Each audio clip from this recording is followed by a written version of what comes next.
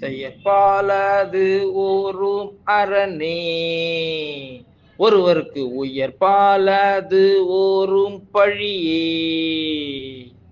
செயற்பாலது ஓரும் அரணே.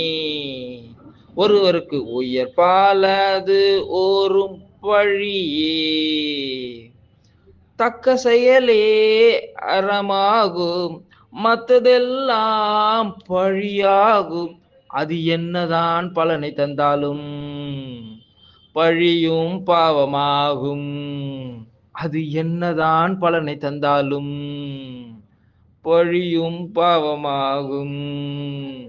செயற்பாலது ஓரும் அரணே.